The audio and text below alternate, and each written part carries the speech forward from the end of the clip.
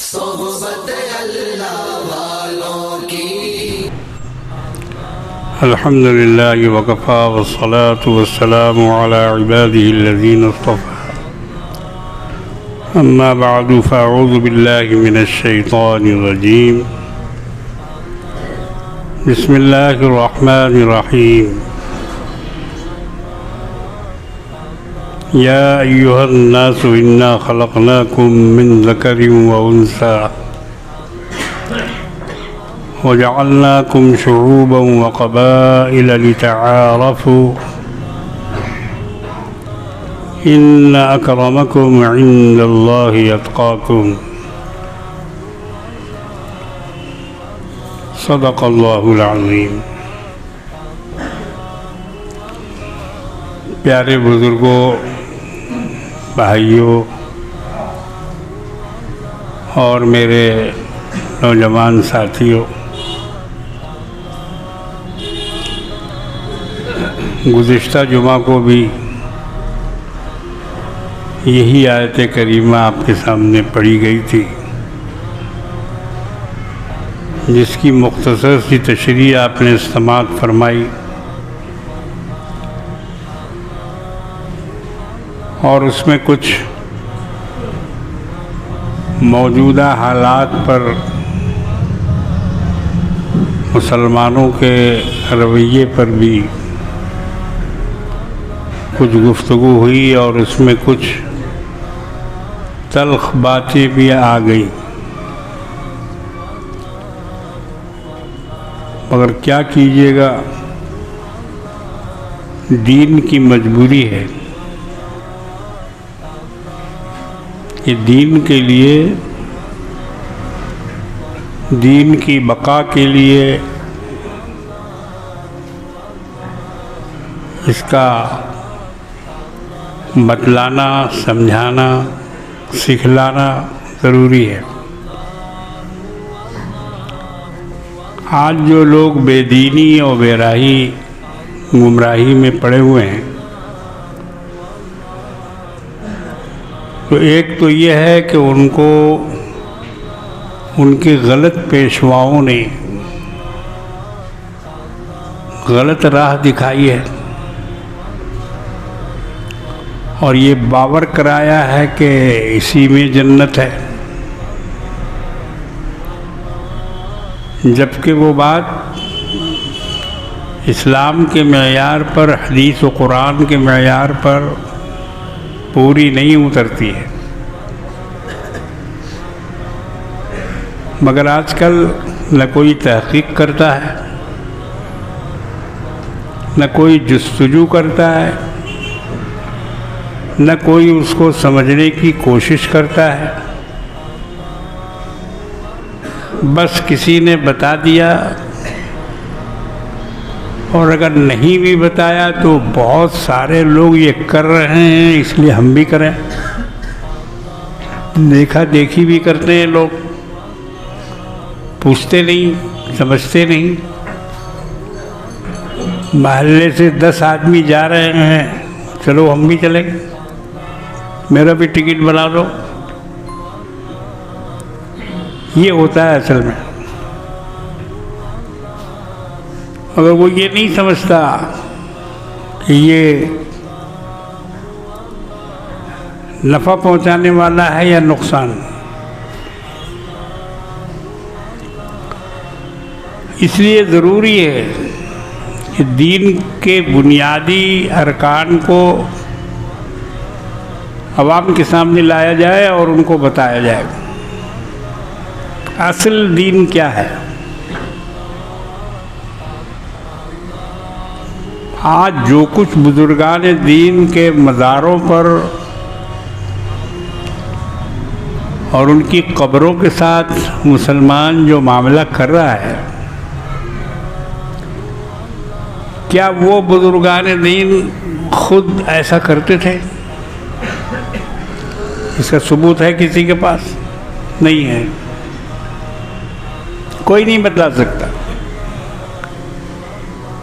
कि हम इनके रास्ते पर हैं और ये जैसा करते थे हम भी वैसे ही कर रहे हैं। ये नहीं, बस जिसकी मर्जी में जो आया वो कर रहा है, न उसको किसी दलील की ज़रूरत, न उसको किसी सनद की ज़रूरत। अच्छा, इसमें सबसे बड़ा जो मसला है वो ये है कि इसके साथ माल जुड़ गया है।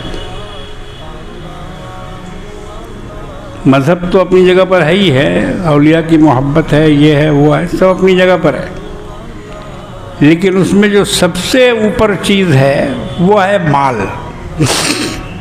माल की कमाई। जो लोग जाते हैं उनका भी नज़रिया यही होता है कि वहाँ से मिलेगा। उनके लिए कोई नहीं जाता है, अपने लिए जाता है, अपना माल बनाने के लिए जाता है।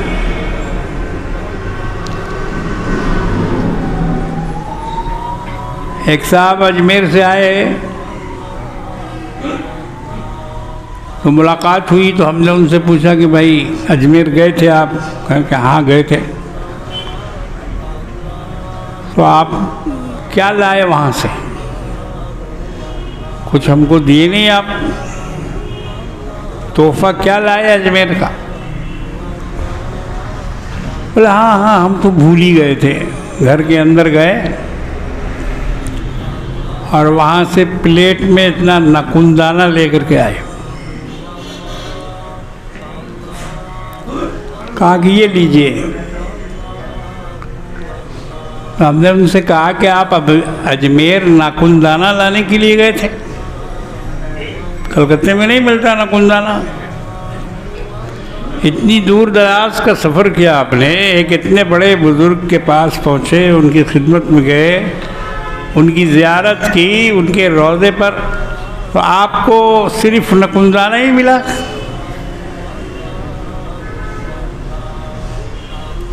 आपको तो वहाँ से दाढ़ी लेके आना चाहिए था, जो सफ़ाचट है, जिस पर आप सूरा चलाए हुए हैं। वहाँ से आने के बाद यह सूरा आप बंद कर देते, क्योंकि ख्वाजा दाढ़ी मुंडे नहीं थे। कोई भी वली, कोई भी पीर, सब मुत्तबे सुन्नत थे, और बग़ैर इत्तबाए सुन्नत के कोई वली हो ही नहीं सकता।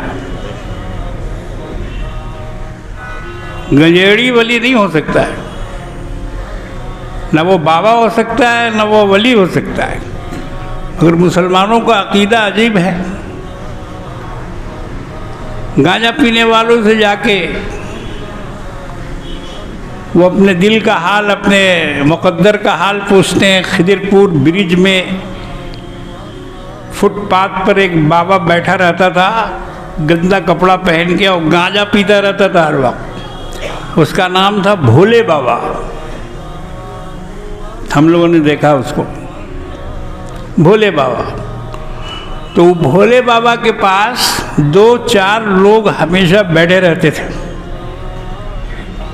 उससे खिलाते पिलाते रहते थे। कोई पूड़ी लेके जा रहा है, कोई कुछ।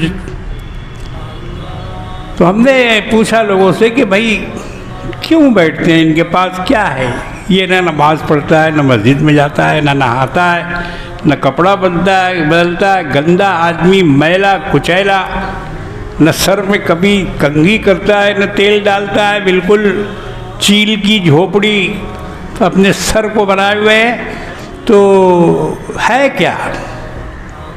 और ये लोग क्यों जाते हैं उसके पास? कहने लगा कि ये लोग जो जाते हैं ये सब रेसियल है, रेसियल। रेस का ग्राउंड वहीं पर है बगल में, और जुआड़ी लोग उसमें पैसा लगाते हैं। तो जुआड़ी रेसियल आके उससे घोड़े का नंबर पूछता है, अब वो कुछ बता देता होगा। अरे भाई ये तो ऐसा ही है कि लगा तो तीर नहीं तो तुक्का। ये भी है, लगा तो तीर नहीं तो तुक्का, कुछ ना कुछ तो हो ही जाएगा। तो इस तरह से हमारे यहाँ अक़ीदे में खराबी आई हुई है। हालांकि अल्लाह के रसूल ने जो तालीम दी, जो तालीम शरीयत की है, जो तालीम दीन में है, वो बस इतनी ही है। 73 फ़िरक़ों का नाम बताया हुजूर ने, 73 की का अदद बताया। इनमें से एक जन्नत में जाएगा, बाकी 72 जो हैं वो जहन्नमी, जहन्नम में जाएंगे। अल्लाह के रसूल ने जब ये इरशाद फरमाया तो सहाबा ने कहा कि या रसूल अल्लाह, हम लोगों को 72 से कोई मतलब नहीं, कौन जहन्नम में जाएगा हम ये नहीं देखना चाहते हैं, हमको सिर्फ इतना बता दीजिए कि जन्नती फ़िरका कौन होगा, जन्नत में जाने वाले कौन होंगे, उनकी क्या पहचान होगी, उनकी क्या निशानी होगी। तो अल्लाह के रसूल ने फरमाया मा अना अलैहि व अस्हाबी, वो लोग जिस रास्ते पर मैं हूँ और मेरे असहाब हैं, वो है जन्नती फ़िरका। सहाबा वाला रास्ता, सहाबा वाला तरीक़ा, सहाबा वाला अमल।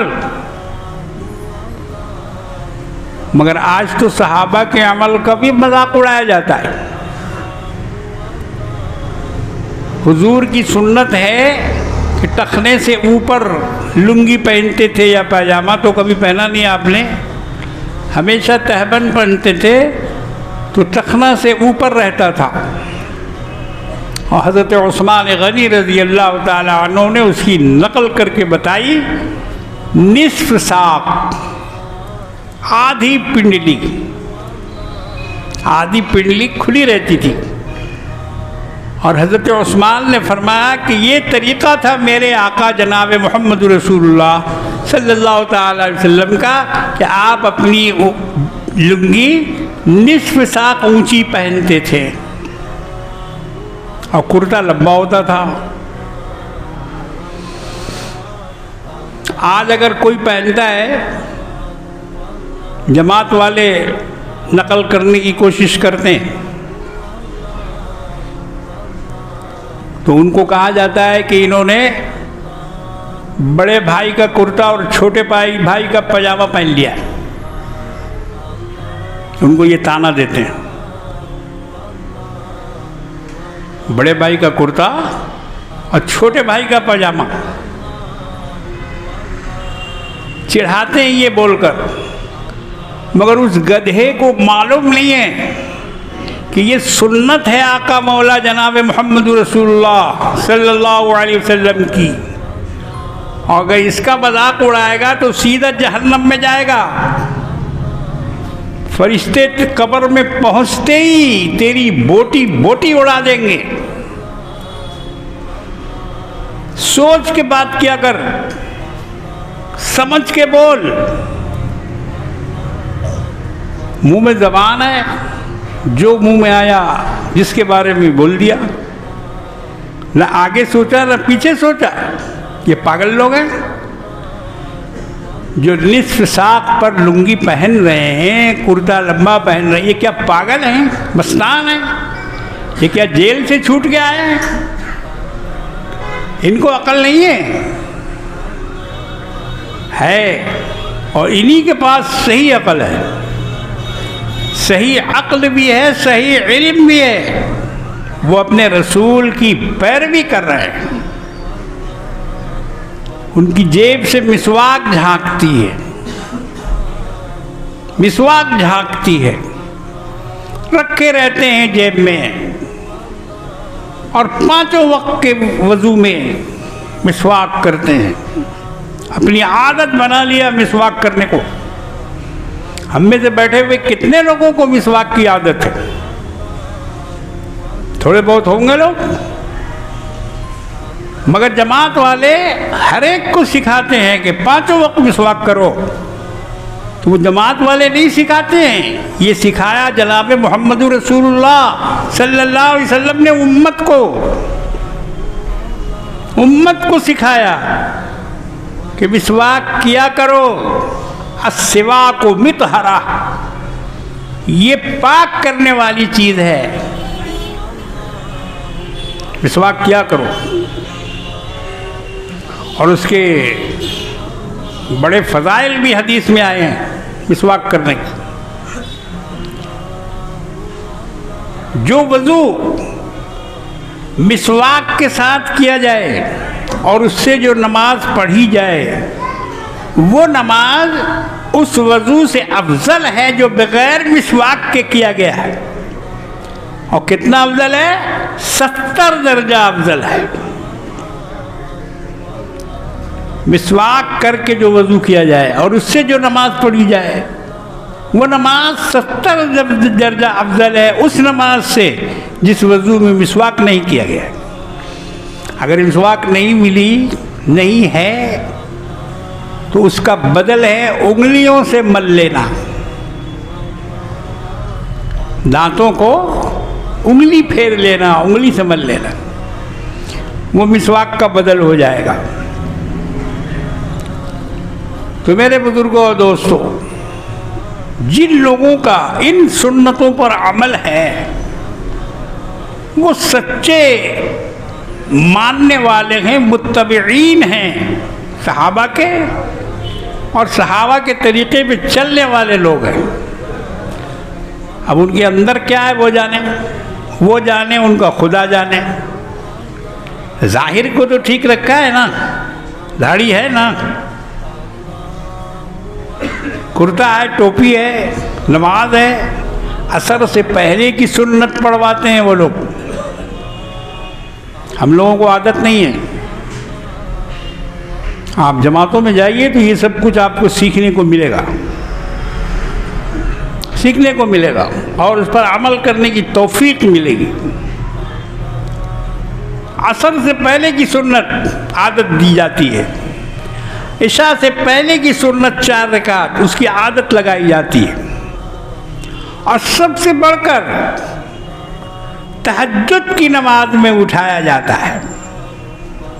हर जमात का ये तरीक़ा है कि जो भी जमात में जाएगा, कहीं भी जाएगा, उसको तहज्जुद में उठाया जाएगा।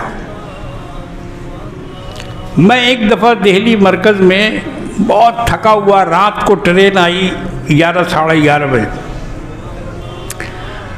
तो मैं जाके एक तरफ लेट गया, सर के नीचे कुछ रख लिया, सामान बगल में रख लिया। बहुत भीड़ थी मस्जिद में, बंगला वाली मस्जिद। तो उस ज़माने में कोई पाबंदी नहीं थी किसी के आने जाने में, कोई भी जा सकता था, कोई भी आ सकता था। तो जाके मैं जब लेट गया, थोड़ी देर नींद आई, तो मैंने देखा कि एक आदमी मेरा पाँव दबा रहा है, पाँव दबा रहा। आँख खुल गई, पूछा कौन भाई? वहाँ मेरा कोई पहचान वाला तो था नहीं। कहने लगे कि भाई साहब, उस वक्त मेरी दाढ़ी वाड़ी भी उतनी नहीं निकली थी, थोड़ी बहुत थी, तहज्जुद का वक्त हो गया है, उठ जाइए। तो नौजवानी का ज़माना था, ज़रा गुस्सा भी आया कि यार अभी आके लेटे हैं, इतने थके मांदे हैं, और ये आके उठा दे रहा है, तहज्जुद के लिए बोल रहा है।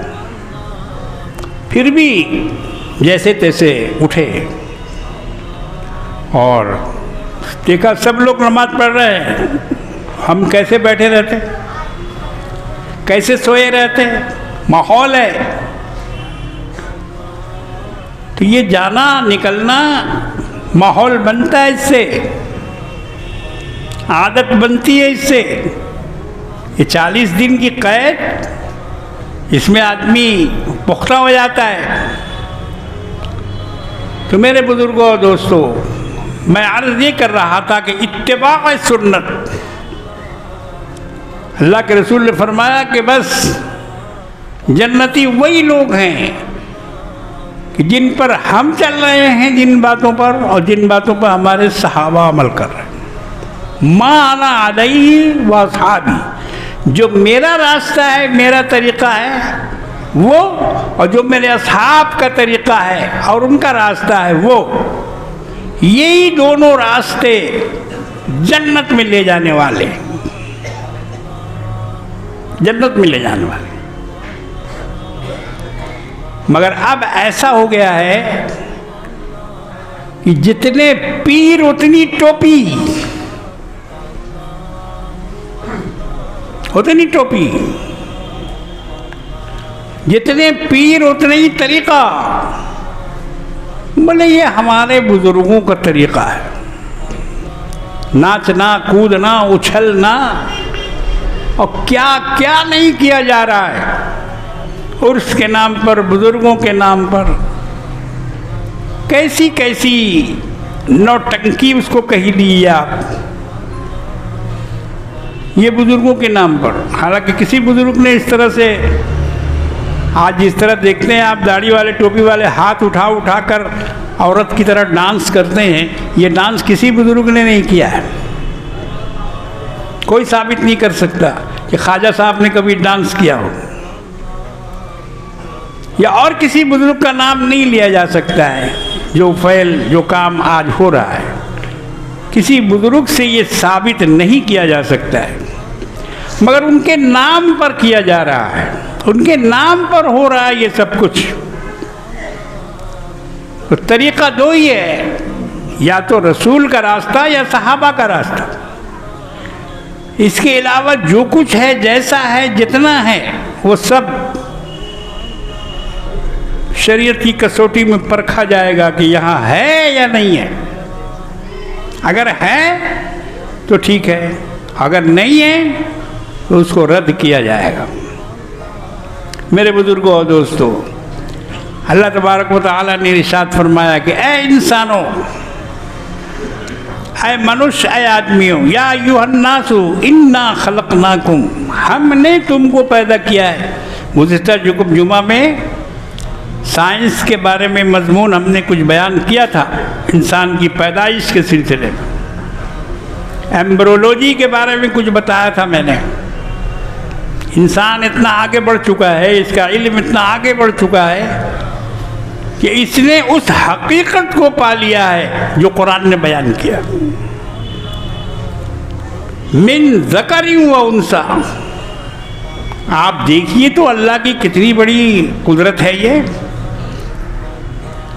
कि एक ही सिन्फ से दो किस्म के इंसान पैदा किए, एक मर्द एक औरत। एक मर्द एक औरत, इंसान वो भी है, इंसान ये भी है। इसके बदन में भी गोश्त पोश, हड्डी है, खून है, नस है, रग है, दिल है, फेफड़ा है, दिमाग है, लेकिन खासियत अलग अलग है। इसका मतलब ये हुआ कि एक दरख्त से दो फल, एक दरख्त से दो किस्म के फल, एक खट्टा और एक मीठा। अल्लाह ने एक जिन्स इंसान से दो तरह के इंसान पैदा किए, एक मर्द और एक औरत। और सिर्फ इंसान ही नहीं बल्कि मखलूक़ात में ये कानून नाफिज कर दिया कि हर जानदार का एक नर होगा और एक मादा होगा, हर एक का जोड़ा होगा, और उस जोड़े से फिर उनकी आबादी बढ़ेगी, कसरत होगी। इंसान के बारे में अल्लाह ने यही फरमाया, या अय्युहन्नासु इत्तक़ू रब्बकुमुल्लज़ी खलक़कुम मिन नफ्सिन वाहिदा। ऐ इंसानों, अपने उस रब से डरो जिसने तुम्हें एक नफ्स से पैदा किया है, नफ्स वाहिदा। नफ्स वाहिदा के माने जीन, वाहिद जीन। वो जीन क्या है, उसको मुताला किया साइंस वालों ने तो समझ में आया कि अरे वो तो एनसाइक्लोपीडिया ऑफ बरतानिया से भी बड़ा है, और इतनी मालूमात है उसके अंदर कि उन मालूमात को अगर निकाला जाए और उसको लिखा जाए तो उसकी लंबाई ज़मीन से लेके चांद तक पहुंचेगी। उसे एक नज़र न आने वाले जीन के अंदर अल्लाह रब्बुल आलमीन ने इतनी बड़ी इंसाइक्लोपीडिया रख दी है। उसी के ज़रिए से ये बदल कायम है और उसके अंदर अल्लाह तबारक व तआला ने एक फैक्ट्री बना के रखी है। उसमें इलेक्ट्रिक है, उसमें पानी है और उसकी तमाम ज़रूरियात बदन से पूरी हो रही हैं, सप्लाई हो रही है। वो ज़िंदा है, वो ज़िंदा है और उसके अंदर सारी चीज़ें अपने जिस्म से इंसान सप्लाई कर रहा है और वो पूरे जिस्म को कंट्रोल करता है, पूरे जिस्म को। जब पैदा हो रहा है उसी वक्त से कंट्रोल करना शुरू कर दिया। हाथ कितना बड़ा होगा ये उसी का कंट्रोल है। अगर हाथ को छोड़ दिया जाए बढ़ने के लिए तो बढ़ते बढ़ते पांव तक पहुंच जाएगा, मगर ऐसा नहीं हुआ। हर चीज अपनी जगह पर फिट है। नाक जहां होनी चाहिए थी वही हुआ, कान जहां पर होना चाहिए था वही हुआ।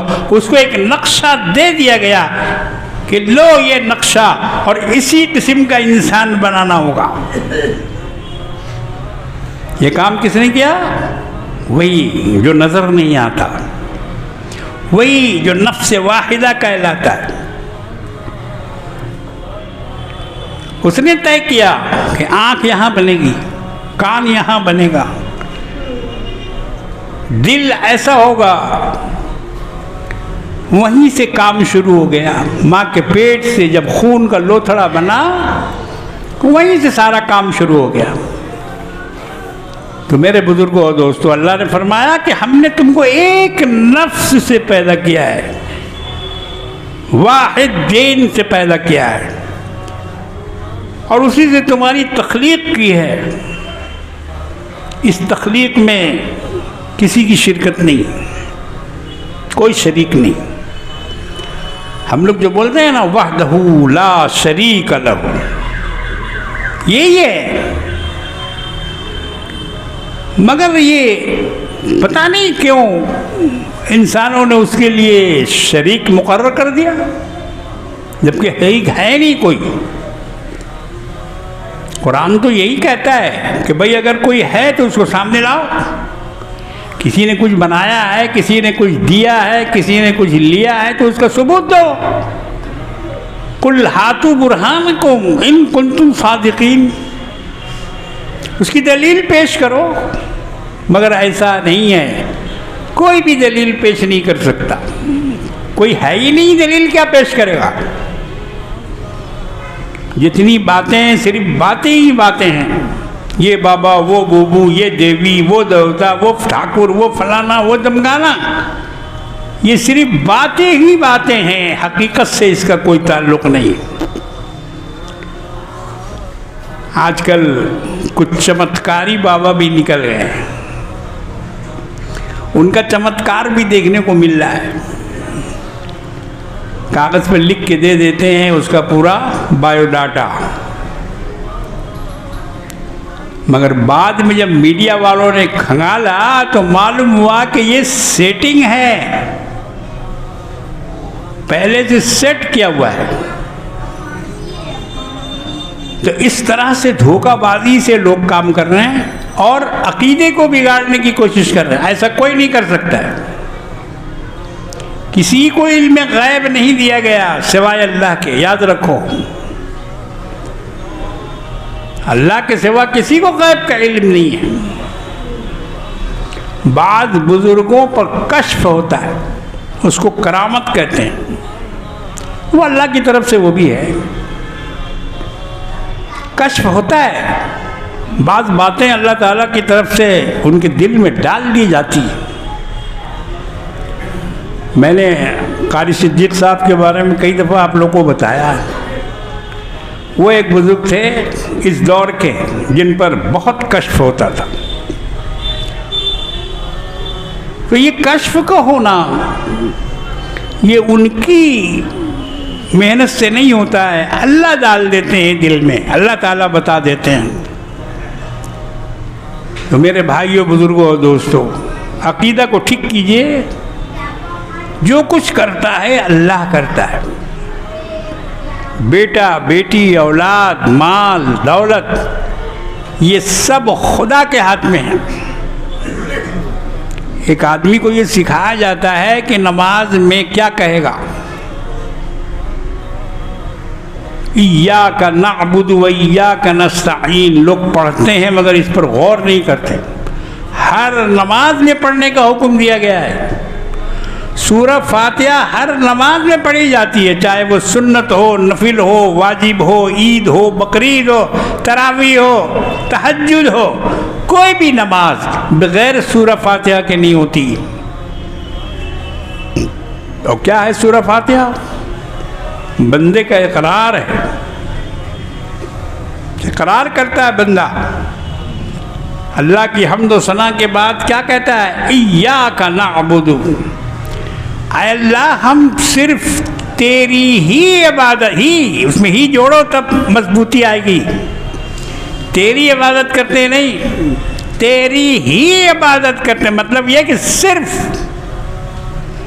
मौलाना अब्दुल माजिद दरियाबादी ने अपनी तफसीर में इय्याका नअबुदु व इय्याका नस्तईन की तफसीर में ये कहा है, तर्जमा में, अल्लाह इय्याका नअबुदु, हम बस तेरी इबादत करते हैं। बस का लफ्ज़ लगाया हुआ, हम बस तेरी इबादत करते हैं।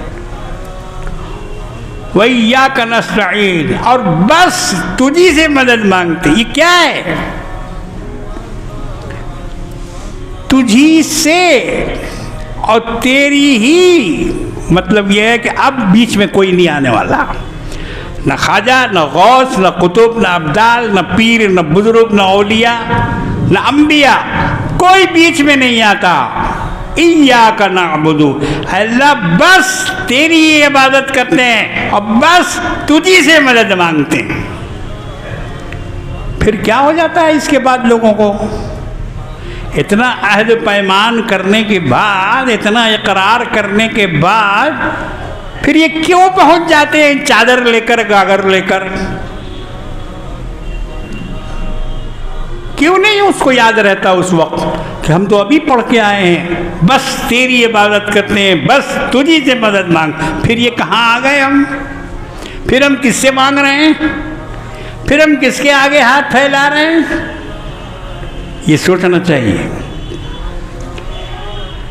अब अगर कोई कहे कि भाई बुजुर्ग हैं, औलिया अल्लाह हैं, हम जाके उनसे कहते हैं कि आप मेरे लिए अल्लाह से दुआ कर दीजिए,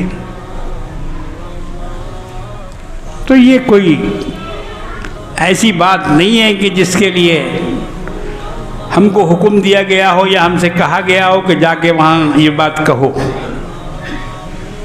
मज़ार पे जाके ये कहो कि आप हमारे लिए, आप अल्लाह के वली हैं, आप हमारे लिए दुआ कर दीजिए, ऐसा कहीं नहीं है। सहाबा में एक से एक लोगों का इंतकाल हुआ, हज़रत उमर, हज़रत उस्मान, हज़रत अली, और भी बड़े बड़े अकाबिरीन सहाबा, जंग बदर में, जंग उहद में, अजल्ल सहाबा जिनके बारे में कुरान में है कि ये जन्नती हैं और अल्लाह ने इनको जन्नत अता फरमाई है। मगर कोई भी सहाबी किसी सहाबी के कब्र पर ये कहने नहीं गया कि आप मेरे लिए अल्लाह से दुआ कर दीजिए। परेशानियाँ उनके साथ भी थी, मुसीबतें उनको भी आई थी। ख़ास तौर से सैयदना इमाम अली मकाम हुसैन रज़ी अल्लाह ताला अन्हु को अपने बाल बच्चों के साथ करबला में जो मुसीबत झेलनी पड़ी, और उससे पहले भी सैयदना हसन रज़ी अल्लाह ताला अन्हु को जो मुसीबत झेलनी पड़ी खारजियों के हाथों, उन्होंने बर्छा मारा, मुसल्ले से गिरा दिया, बहुत जुल्म किया उन पर, मगर वो तो नबी करीम सल्लल्लाहु अलैहि वसल्लम के रोज़े पर नहीं गए मदद मांगने के लिए या दुआ करवाने के लिए। उनका ये तरीका नहीं था। वो अल्लाह से दुआ मांगते, अल्लाह से मदद मांगते थे। ये साफ साफ बातें हैं मेरे भाइयों, इसमें कोई लाग लपट नहीं है। याद रखो, आपका जी चाहे तो इसमें जितना मसाला चाहे मिला लें, मगर बात यही है निखरी हुई कि अल्लाह के सिवा किसी से मदद मांगना जायज़ नहीं, जायज़ नहीं। मस्जिद में लिखा जाता है या अल्लाह एक तरफ, दूसरी तरफ लिखा जाता है या मोहम्मद। समझे? या मोहम्मद। तो या अल्लाह तो ठीक है, मगर ये या मोहम्मद क्या है? आप भी इसको मानते हैं क्या? अल्लाह ताला कुरान में फरमाते हैं वअन्नल मसाजिद लिल्लाहि फला तदउ मअल्लाहि अहदा। ये मस्जिदें खास अल्लाह के लिए हैं, खास अल्लाह के लिए हैं। खबरदार यहाँ अल्लाह के सिवा किसी और को मत पुकारो। और ये बात भी सही है। अब्दुल सुभान साहब का घर है और वहाँ जाके कोई गुलाम मोहम्मद को आवाज़ दे तो अब्दुल सुभान साहब निकल के क्या कहेंगे कि मियाँ पागल हो गए, ये घर अब्दुल सुभान का है और तुम गुलाम मोहम्मद को बुला रहे हो? ये उनका घर नहीं है, तुम जाओ, उनका घर दूसरी जगह है। तो उसी तरह से मस्जिदों में अगर खुदा के अलावा किसी और को पुकारा जाता है तो जवाब यही आएगा कि जाओ, ये दूसरे का घर नहीं, ये सिर्फ अल्लाह का घर है। यहाँ सिर्फ अल्लाह का नाम लिया जाएगा, उसी को सजदा किया जाएगा, उसी की नमाज पढ़ी जाएगी, उसी की इबादत की जाएगी। वअन्नल मसाजिद लिल्लाहि फला तदउ मअल्लाहि अहदा। मगर बाद जगह लोग लिख देते हैं या अल्लाह या मोहम्मद। अरब में कहीं नहीं या अल्लाह या मोहम्मद लिखा, या अल्लाह लिखा हुआ है मगर मोहम्मद नहीं लिखा हुआ कहीं भी, न मक्के में, न मदीने में, न और किसी जगह। एक आदमी ने सवाल किया कि भाई यहाँ क्यों लिखा हुआ है फिर और वहाँ नहीं लिखा जाता? एक देवबंदी की मस्जिद में लिखा हुआ था, तो उनसे ये सवाल किया गया कि या अल्लाह या मोहम्मद आपकी मस्जिद में लिखा हुआ है, मगर वो लोग तो सऊदी वाले नहीं लिखते कहीं या अल्लाह या मोहम्मद, तो मोहम्मद लिखते हैं, अल्लाह लिखते हैं, मोहम्मद लिखते हैं, या नहीं लिखते। तो मौलाना के पास इसका कोई जवाब नहीं था, मगर सोचा उन्होंने जवाब कि भाई ये तो अजीब चीज़ है, इसको तो बयान करना पड़ेगा, नहीं तो हम लोग फंस जाएंगे। तो उन्होंने कहा कि अरे भाई देखो, सऊदी वाले उर्दू नहीं जानते हैं, सऊदी वाले उर्दू नहीं जानते हैं, इसलिए वो अल्लाह लिखते हैं, मोहम्मद लिखते हैं। हम लोग उर्दू वाले हैं, हम लोग दोनों लिखते हैं या अल्लाह या मोहम्मद, या अल्लाह को मानो या मोहम्मद को मानो। उस या को घुमा दिया उन्होंने दूसरी तरफ, या अल्लाह या मोहम्मद, दोनों में से जिसको भी मान लोगे तुम्हारा ईमान मुकम्मल हो जाएगा, इसलिए हम लिखते हैं या। बहरहाल ये कोई मजबूत जवाब नहीं है, उस वक्त उन्होंने उसको खामोश कर दिया। तो मेरे बुजुर्गों और दोस्तों, इबादत एक अल्लाह की करो, प्रस्तिश एक अल्लाह की करो, मदद एक अल्लाह से मांगो, और बाकी दुनिया में जो कुछ हो रहा है उसकी तरफ से आंख बंद कर लो, उधर मत देखो, एक तरफ देखो अल्लाह की तरफ, उससे मांगो, उसके सामने झुको, उसकी इबादत करो। अल्लाह की किताब यही सिखाती है, अल्लाह के रसूल जनाब मोहम्मद रसूलुल्लाह सल्लल्लाहु तआला अलैहि वसल्लम यही सिखाते हैं। अल्लाह तबारक व तआला हम सबों को सच्चा और पक्का ईमान वाला मुवहिद मुसलमान बना दे, और अल्लाह हमें तमाम शिर्क व बिदआत से महफूज रखे। रब्बना तक़ब्बल मिन्ना इन्नका अंतस समीउल अलीम व आखिरु दावाना अनिल हम्दुलिल्लाहि रब्बिल आलमीन।